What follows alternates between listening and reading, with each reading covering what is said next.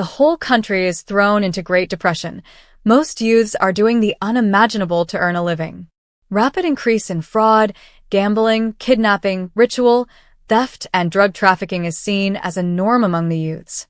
What extent can you go to earn a living? This story is about Bob, a young man in his early 20s, the third child of 4 siblings from an average home who was able to get a degree but couldn't secure a well-paying job. Despite the daily struggle, he still believed things were going to get better soon.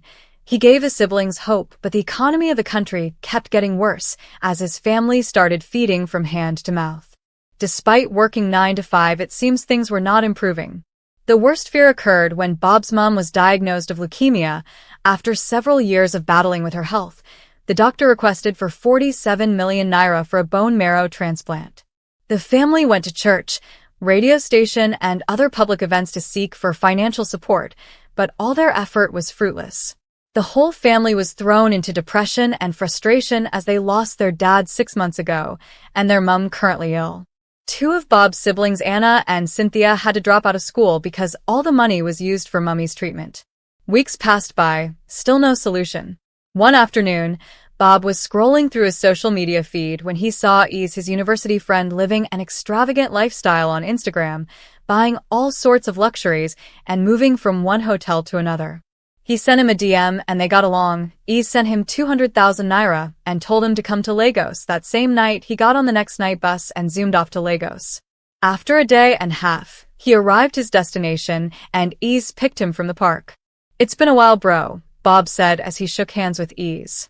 "How are you doing?" Ease replied as he walked down to his car. They both reminisced about their old times in school and laughed over the crazy things they did. On reaching Ease's harbor, he saw different workers and security men working for Ease. He said he never knew Ease would end up as an ambassador. He had to ask if they were attaché given to him by the embassy. Ease smiled and showed him around. After supper, Bob met with his friend and told him why he came to Lagos, how he was willing to do anything that will pay him, so as to meet up with the doctor's request. He told Ease about the whole thing and pleaded with him to lend him 47 million naira for his mum's bone marrow transplant. Ease looked at him and said, 47 million naira is not something one should worry about. I can only teach you how to fish, but I won't give you fish. To what extent can you go to make this money? What can you sacrifice? He added. Bob replied, I can sacrifice my time.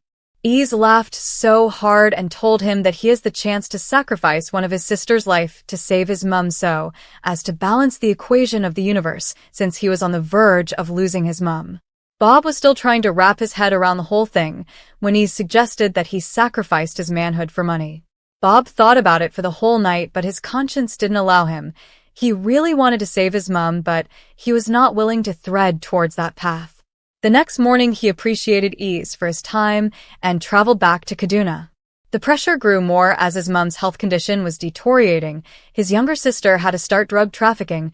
Things began to improve for a while, until she was caught by National Drug Law Enforcement Agency.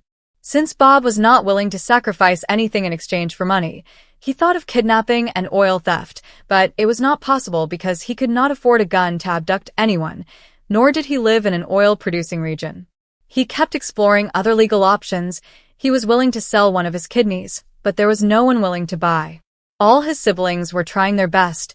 Even his younger brother Joseph engaged in sport betting, but the odds were not always on his favor. One evening after watching Portugal versus Croatia football match, Cristiano Ronaldo achieved a milestone of 900 career goals. The two brothers talked about some of his notable achievements and other incredible football moments when small teams defeated big teams in the past and in modern day as well. Joseph jokingly said, I wish I could go back in time. With me knowing the full-time results of all these matches, I will definitely win a lot of money and bring it to the present. They both laughed, had dinner, and went to bed. Bob pondered about what his brother said all through the night. He picked up his phone and did research about time travel. The next morning, he called Seth, his physicist friend, and asked him about time travel. He told him it was possible, but he hasn't tried it.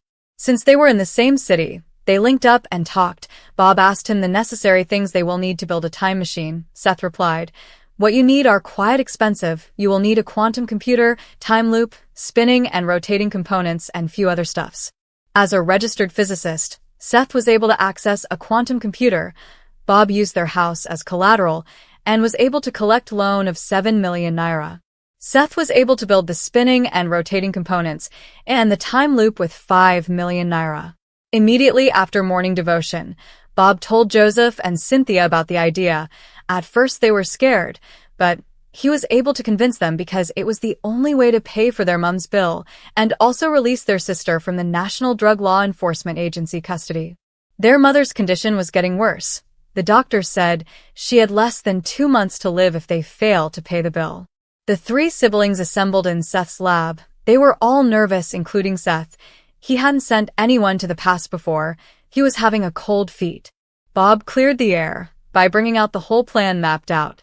He told them they were going back to year 2010. Bitcoin was sold for 100 naira during that period. His idea was to buy 1 million naira worth of Bitcoin and then come back to the present to sell it in 2024. They did the math and arrived at approximately 1.6 trillion naira. They all agreed to give the physicist 600 billion naira, while they take the rest. They used 2 days to prepare all the needed for the journey. They had to buy outdated phones and designers' clothes to blend in with the people to avoid suspicion. The D-Day arrived. They all assembled at Seth's lab. He did all his calculations and told them they were going to arrive at Borno State, April 14, 2010. The 3 siblings stood in front of the spinning rotating component as Seth pulled the cyclic control upward. A bright light shined upon them as they vanished into thin air. They were all happy that it worked. They arrived exactly 4:15 a.m., but the year was wrong. Instead of April 14, 2010, they arrived April 14, 2014, the exact day which terrorists abducted over 200 schoolgirls in Borno State. As early as 8 a.m., they tried looking for a cyber cafe to buy BTC, but to no avail. Seth realized his miscalculation. He pulled the cyclic control down and brought them back from the past. Due to the pressure, the spinning rotating component exploded. The motherboard of the quantum computer also blew up. Bob asked Seth if it was possible to send them back. Seth said it was impossible. He tried to attack the physicist, but his siblings stopped him. Seth returned the quantum computer back to the lab, and his license was suspended. For a while, they all thought everything was about to change for good, only for things to go south. They were left with a month to pay the medical bill, or kiss their mom goodbye, and lose their house. Joseph heard of a place in Kogi State where one can travel between portals. They left for Kogi and met with the gatekeeper there. In exchange for traveling through portals, the gatekeeper requested a cow. They had less than 1 million left, so they pleaded to pay after their return. After hours of negotiating, they struck a deal and promised to give him 10 cows immediately their return. The man agreed and gave them 2 green pills each.